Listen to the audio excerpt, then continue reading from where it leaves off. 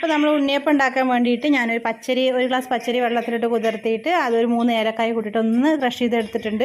അതിലേക്ക് ശരിക്കും ചെറുപഴമാണ് വേണ്ടത്. ഇത് ചെറുപഴം ഇല്ലാത്തതിൻ്റെ പേരിൽ ഞാനൊരു റോബസ്റ്റിൻ്റെ പകുതി എടുത്തിട്ട് അതും കൂടെ ചേർത്ത് നന്നായിട്ട് അരച്ചെടുത്തിട്ടുണ്ട്. പിന്നെ ഇവിടെ കിട്ടുന്നത് മണ്ടവെല്ലമാണ്. അതപ്പോൾ അതുകൊണ്ട് തന്നെ ഞാനൊരു 2 മണ്ടവെല്ലം എടുത്തിട്ടുണ്ട്. അതിൽ 1/2 ഗ്ലാസ് വെള്ളം കൂടി ഒഴിച്ചിട്ട് നന്നായിട്ടൊന്ന് മെൽറ്റ് ചെയ്തെടുക്കുന്നുണ്ട്. ശർക്കര നന്നായിട്ട് ഉരുകി വരണം. ശർക്കര നന്നായി ഉരുകി വന്നിട്ടുണ്ട് ഇപ്പോൾ.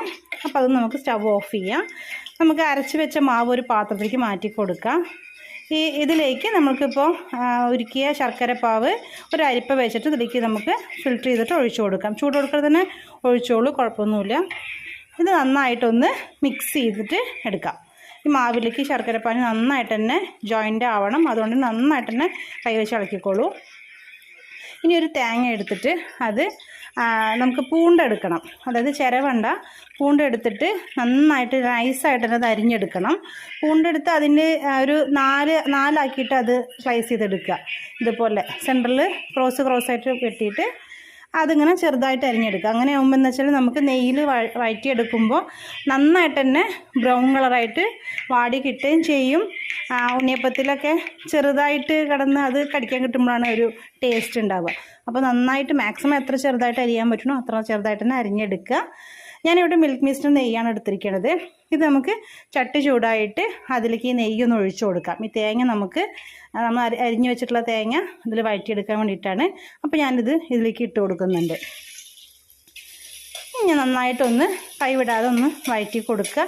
നന്നായിട്ട് തന്നെ ബ്രൗൺ കളർ ആവണം, ഒരു ക്രിസ്മസിനൊക്കെ വരണം. അതുവരേക്കും നമ്മൾ ഈ നെയ്യിൽ ഇതൊന്ന് നന്നായിട്ട് വഴറ്റിയെടുക്കുക. നന്നായിട്ട് ബ്രൗൺ കളർ ആയതിനു ശേഷം സ്റ്റവ് ഓഫ് ചെയ്തിട്ട് ചൂട് കൊടുത്തിട്ട് തന്നെ ആ നെയ്യോട് കൂടിയിട്ട് ഈ തേങ്ങ മാവിലേക്ക് ഒഴിച്ചു കൊടുക്കുക. ഇനി ഈ തേങ്ങ ഒഴിച്ചതും കൂടെ ചേർത്തിട്ട് നന്നായിട്ടൊന്ന് ഇളക്കി യോജിപ്പിക്കുക.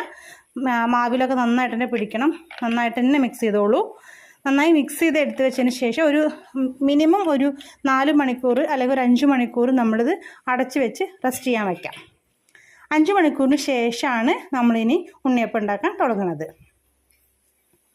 ഇപ്പോൾ ഏകദേശം ഒരു 5 മണിക്കൂർ ആയിട്ടുണ്ട്. അപ്പോൾ ഞാനിപ്പോൾ ഇത് എടുത്തിട്ട് ഉണ്ണിയപ്പ ചട്ടി അടുപ്പത്ത് വെച്ച് ചൂടാക്കിയിട്ടുണ്ട്. അതിലേക്ക് നിങ്ങൾ വെളിച്ചെണ്ണയോ അല്ലെങ്കിൽ സൺഫ്ലവർ ഓയിലോ ഒഴിച്ചു കൊടുക്കുക. എണ്ണ നന്നായി ചൂടായതിന് ശേഷം അതിലേക്ക് നമുക്ക് ഉണ്ണിയപ്പത്തിൻ്റെ മാവ് കുറേശ്ശെയായിട്ട് ഒഴിച്ചു കൊടുക്കാം. എൻ്റെ അടുത്തുള്ളത് ചെറിയ കുഴിയുള്ള ഉണ്ണിയപ്പച്ചട്ടിയാണ്. അപ്പോൾ അതുകൊണ്ട് തന്നെ കുറച്ച് മാവ് ഒഴിച്ചു കൊടുക്കുക. ഒഴിച്ച ഉടനെ തന്നെ നമുക്കിതിങ്ങനെ തിരിച്ചും മറിച്ചും ഇട്ട് കൊടുക്കാം. കാരണം ചട്ടി നമുക്ക് നന്നായിട്ട് ഓൾറെഡി ചൂടായിട്ടുണ്ടാവും. അതുകൊണ്ട് തന്നെ ഒരുപാട് നേരം ഒഴിച്ചിട്ട് വെക്കേണ്ട ആവശ്യമില്ല. ഒരു സൈഡിൽ നിന്ന് ഒഴിച്ച് വന്ന് കഴിയുമ്പോൾ തന്നെ മറു സൈഡിൽ നിന്ന് നമുക്കിങ്ങനെ തിരിച്ചിട്ട് കൊടുക്കാം.